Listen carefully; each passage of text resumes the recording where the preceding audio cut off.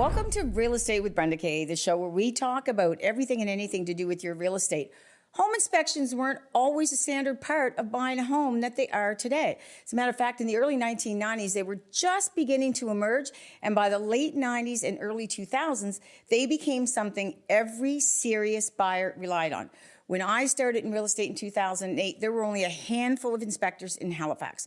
Now it seems like every time I turn around, there's a new name in the industry. So today, we're talking about what a home inspection really is, the role of the inspector, what buyers should expect, what inspectors can and cannot tell you, and how this process helps buyers make confident, informed decisions. So let's dive in.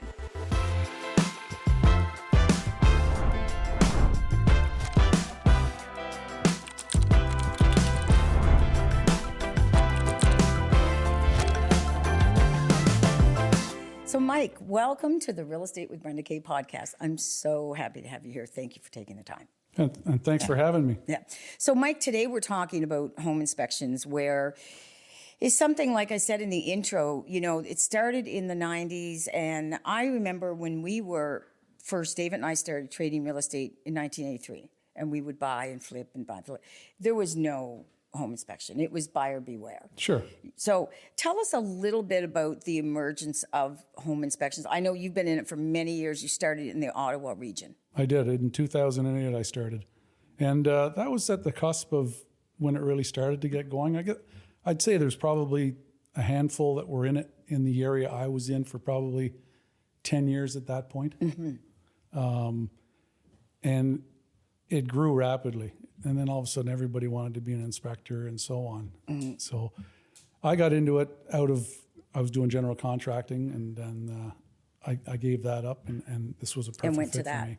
You know, and I really like that you said that you were in general contracting, because when there's actually, like, that's the kind of background you want to have if you're going into home inspection. You want someone, just so everybody knows, you look after my buyers. Sure. Because you know all the components of a home, you're used to it, you've built them, you know what it should be. What is the formal training for a home inspector? Because I've met some that worked at a bank and now they're home inspectors. Okay. So the general contracting I was in wasn't specifically building homes. It was general contracting. There was buildings within the contract that we had to build that had plumbing and electrical and all that. Right? So all the same components as a residential. Same components. It was more of a commercial thing going on. When I got out of that and I got into this, I needed to get the right credentials. Right. Even though I had experience with every home I've lived in, I've been involved in building. Mm-hmm. And that was 4 of them at that time. So I needed the credentials. So I went back to school. I went back to college. So I went to Algonquin College, Hubbard College. I did some courses online with that. I accomplished all that in 9 months.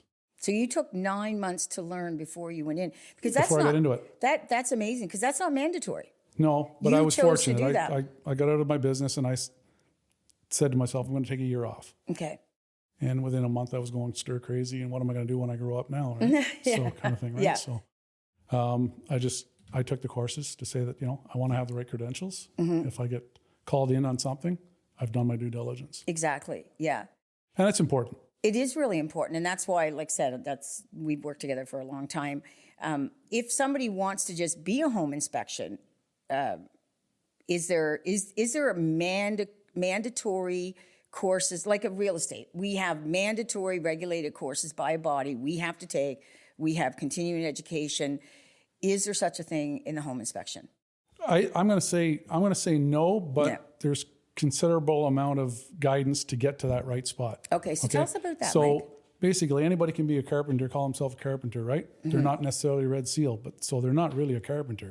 Absolutely, okay? Absolutely. Anybody can call themselves an inspector, but they're not really an inspector, right? So there's exams. First off, let's touch base with Canadian Association of Property and Home Inspectors. Okay. Okay. So that's CAPI.com. Okay. They have everything there to help guide people to get into this industry, where you even line up mentors that have been in it a long time. I get that request 3-4 times a year to see if I want to take somebody on. Oh, and really? mentor them, yeah. Okay. And I've mentored a lot over the years. And if I don't see somebody fit to keep moving forward, well, I stop the mentoring. Really? Yeah. Yeah. And do you suggest to them it's maybe not a business they want to be in? Exactly. Yeah. Yeah. I think about it, and because they're just not up to the capacity to do the job the way I want to see them do it. Right. So because it's I don't like to think of my competition as competitors. I like to think of them as colleagues where we're equals. Right. Yeah. And we're equals if we have the right fundamentals to do this job. Right. That's important, right? So on CAPI, you can go online, join as a student, and then go on to you do the exam. They have an exam that you can do, and then you get that done. You should actually take all the courses. Carson Dunlop, for instance, they've recently purchased the franchise that I'm actually in right now. Oh, okay. And but for years they're a professional engineering firm that has all the courses. They're local here? No. Oh, okay. They're in Toronto. Okay. But I think you can do most of that stuff online as well. Okay. So the courses are out there. Dalhousie has it. It's out there for people to reach out. Okay. So there's local training. And do the courses, but that's still not really enough. You got to get in the field.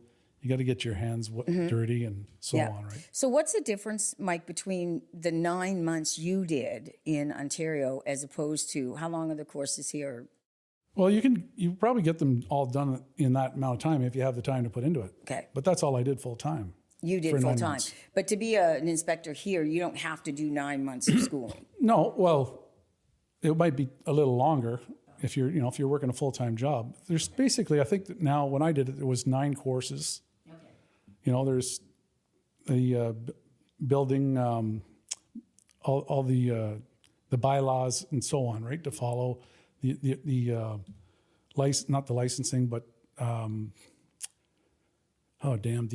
like building codes. All the building codes, yeah. building code part 9 and so on. And it's a book this thick, and you go through it and you pick out the points that are important in your industry, right, in this field. So there's that. There's electrical, plumbing, structural. Right. So and report writing is important as well. Yes. Right? Yeah. So it's important to get all that stuff in place and then get some field experience. So there's no licensing. That was my next question, because as realtors, we are licensed and we're heavily regulated with the commission to protect. They say, right, which is true, to protect the public. Sure. So there's no regulation, no regulatory body over inspectors then. And I sat on the board with CAPI.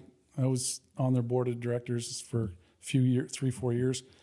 And at that point in time, BC was getting into the licensing in Alberta and all that stuff. Okay. And BC did move ahead with it, but we analyzed it. We waited to see how well is that going to go. And it didn't go so well. Because why not? It seemed to become more of a money grab for the licensing than actually having people go through all the right steps, from what I understand.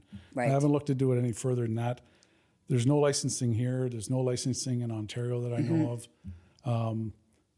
If it could be managed as well as, I guess, the licensing for realtors, it'd be a good thing, right? Yeah, because... But it's not in our case, right? So it could be dangerous, right? I think it should be. Like, sure. I really do. Sure. I mean, that's the one thing about us that, yes, a lot of the realtors will, we're heavily regulated, but I love it because we're constantly getting updated with training. We have mandatory training every year for things that, maybe you learned them in, like, it's been 18 years for me. Sure. And maybe what I, learned 18 years ago, now things have changed and every year something comes up. Sure. I think that would be a why good thing. Ongoing education is important, right? Yeah. And in our industry, so I'm at the RHI level where you go through and you have to do 250 inspections. All right. You have to send in reports for review to the board. The board reviews your inspections. They guide you as to where you could improve. You make those improvements, of course, as you go. But we're supposed to do so many CU's courses every year, right? Yeah. And now it's much easier because, like, for CAPI, CAPI.com, you can get on there and do all of these online now. They're all web-based. So you can do all of your learning that you're supposed to do every year very easy on your spare time. But it's not mandatory. It is to maintain your RHI level, Okay. which is registered home inspector. Do the inspectors have to have that? No. To operate? There's no license. Anybody can Yeah, just see? put a sticker on their truck, say I'm an inspector, and fool people. Exactly. So it's buyer beware, and beware of the inspector you're hiring. You know, Yeah. you want to make sure that they have experience, and it's hard. Like it's like I've mentored some younger generations, and they get, well, who's going to take me serious? I'm 24 years old. How much experience can I really have? And I said, you're absolutely right. It's a tough. I think it's a tough job to get into, and for people to take you serious if you haven't mastered. Like a 24-year-old could be a red seal Carpenter, welder, and understands construction and get into it, and at least have that to say, look, I've done my red seal. I understand construction. Yeah. And that's great. Yeah. Yeah. That's what I would recommend. Yeah. For a younger generation, let's get into that. To make sure they have that. Yeah. Okay. So, Mike, what about insurance and liability? So Because people misunderstand that. Yeah, they do. And again, it all depends to what professional level you're going to run your business. Okay. Right? So if you're going to be a member of CAPI, you have to have proof of errors and emissions. Errors and emissions, yep. Okay. So, and then in order to get errors and emission, insurance companies want you to be you have to be part of an association that's recognized. Like CAPI. Like CAPI. Okay. So that helps to get it in the right direction. So, that's important. And the one thing about errors and emissions insurance, it's like doctors have malpractice, lawyers have malpractice insurance and that. But errors and emissions insurance isn't just, I made a mistake. Here, call my insurance company. They'll pay I'd hope not, because you'd be out of business. You'd be paying more for insurance than you would be receiving for inspections. Yeah. If you had that, Exactly. Yeah, because you guys can't see things behind walls. You can't see, I've had people say to me, I remember one that this was years ago before you and I knew each other, and great inspector I work with, God bless him, he passed away. And when they started to tear the fireplace apart after they bought the house, and you could see on the PDS that they said they had no water problems, no issues. PDS is only as good as what you can prove in court. Sure. But when they took the fireplace apart to redo it, they saw that it had been leaking for years. It was thousands and thousands and thousands of dollars in damage. And they got really upset with the inspector. Yeah. He should have seen that. And, I had to explain to them, like, he cannot see through that wall. No, There's only so much you guys can do. Yeah, and if you can't see the signs, the indications of staining, and believe me, look at people like to put lipstick on a pig, like just paint, clean up, try to make the thing. And as soon as I see that, I'm very suspicious. Yes. Right? But that puts my radar up, Yeah. right? But we do have some tools that can help us find things that we can't see, like thermal imaging. Yeah, that's pretty neat. Moisture meters. Yeah. Right? I like the thermal energy. Yeah. So basically, mostly outside walls where there's enough temperature differential to see anomalies, right? Yeah. Same with a heating system, like an in-floor heating system. Say the house I just sold a couple years ago, to turn that system on, I sold in the summertime. So we didn't have it on. It was in-floor. Sure. That would take hours and hours to come to. But with your thermal imaging, as soon as it was turned on, you could see whether or not it was working. Within probably, if it's a concrete in-floor heating system with water lines or electrical, I'll typically take 10, 15 minutes and then it starts to show up, because it's sensitive to 0.06 of Celsius. And I like that and again, many years ago, because these thermal imaging were not common when I first started. No. And again, many, many years ago, sold a house in, it was off Romans Avenue in Halifax. The wartime houses. Those ones, they sold them for $5,000 back in the day. Sure. Right? After they moved in, they realized there really was no insulation in the walls. And again, blamed me, blamed the inspector. Sure. There's no way we could have seen that. Now they're constantly giving tools that things like that they don't happen anymore. No. You know, No. as much as we tell people the house was built in 1940, it may have seaweed in the walls. It may. Yeah. They really don't think much of it because they fall in love with the house. It's not until the following winter that they go, oh, That's the emotional trap of It loving is. the home you're buying. Exactly. And we get that a lot where clients are so in love with the house. I could tell them the floor is mud. Yeah. And they still want to buy it. Yep. Absolutely. You know, so that's a dangerous thing for buyers. And that's something that we have. That'll be another whole show on emotional buying, and that's what it is. And here's the other thing that I really want to get this point across today is people will say to me, well, did it pass or did it fail? There is no pass or fail. It's what a buyer is willing to accept, period. It's the buyer's tolerance. It's the buyer's tolerance. For the purchase, right? Yeah. Exactly. Yeah. And I never say a pass or a fail. My job's to go in there, find the issues with the home, and also highlight the good things. Yeah. You know, there's a lot of homes where there's these great upgrades, and I like to point those out to clients so they understand them. Yeah. The electric in-floor heating in the bathroom, they didn't even know was there. That's right. Right? And then there's things that I'd say buyers overlook, and you really want to make them aware of those. Of those. Yeah. One of the other things that you do, Mike, that I do really like is that when you're going through, like when I get to a home inspection, I tell my clients, I'm going to sit in the corner, do my work, and keep my mouth shut. This is not my area of expertise. Right. At the end, we'll have a conversation. Some of our buyers will follow you room to room, which is fine. And other ones will kind of just wander around, measure for curtains, look in the cabinets, where am I going to put this, where am I going to put that? And at the end, not only do you point out items that you found that you think could be a deficiency or maybe a deficiency, but you point out how to look after things with the house, like the HVAC. This is how you take it apart. This is how you clean the filters. This is how...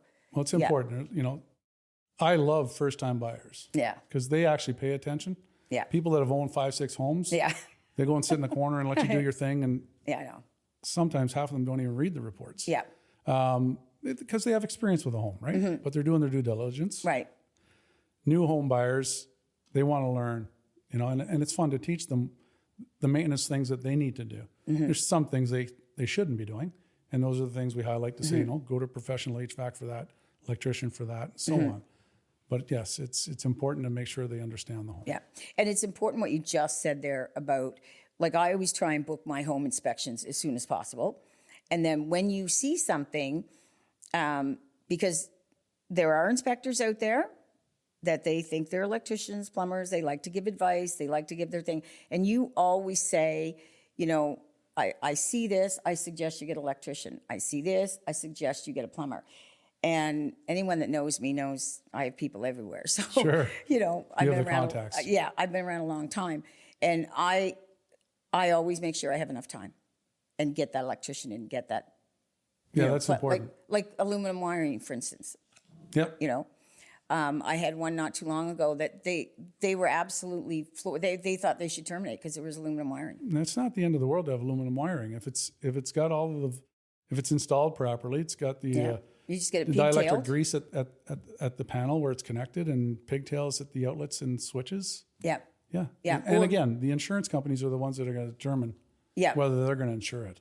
Exactly. So that's, I guess, as you would likely advise that they get that insurance prior. I think the other big thing too, Mike, that we need to let people know about is maintenance versus defect. When something is not working properly, you have to maintain your home. There's certain things where, like, yes, if the roof shingles are bad and they need to be replaced, we point that out on a home inspection. But roof shingles are a maintenance item you have to change. Absolutely. Keep up on your house. Yeah. Listen, man, I was just telling these gentlemen here that shingles blow off roofs. Right. We have windstorms here in Atlantic Canada. That other parts of the country don't necessarily see. So that's an ongoing maintenance, right? Yeah. Take a walk out the door, look at your roof, see if you have shingles missing. Windows, for instance, life expectancy, 20 to 30 years, depending on the quality, I'd say. And I've seen them that they're 50 years old and they're still in great condition still because they've been well maintained. Yeah. You know? Yeah. Well, look at the windows that everyone was building with in the 80s, the early 90s. Most of them came in from Quebec. They were made of like a wet sapwood. Yeah. So that's why people are replacing their windows. And yet you get a home that's 100 years old with a drawing, kiln, solid wood window, and they're still there. Yeah, they're still there. Yeah. They're single pane, but they're still there. Yeah. Yeah. They're not as Is energy efficient but as pleasant to look as at. they should be. So, you know what one of my biggest pet peeves is for inspections? I got to ask you about this. I call them home inspection heroes. Home inspection heroes are when Uncle Bob, my cousin Vinny, Oh God, they all come on the inspection. they follow you, and you're trying. And I've seen this happen. Oh, yeah. And you're trying to do your job, and they're giving advice. Right. Drives me a big pet peeve of mine. Yeah, Big pet peeve. I don't have a problem with them being there, and I'll say, oh, it's the whole family's here. That's great. More eyes to Yeah. to find things, right? Yeah. And sure, there's the father-in-law or the father or the stepfather or the uncle that are there, and they, like you say, they want to be the hero, right? Yeah. And they're just trying to protect their loved one. Yeah. And that's the way I look at it, right? Like I would be doing the same for my kids. So I play along with Yeah. it, and I have a good time with it, actually. It's okay to be there, but to give advice, this is, a story that I'll never forget. It was several years ago. It was on my listing, and there was a young girl that an agent brought her. She was the buyer, and she brought her home inspector, and the house had a sub pump. Well, it's near Brightwood. They all have sub pumps. Sure. They were all built with sub pumps Understand in the that area. area.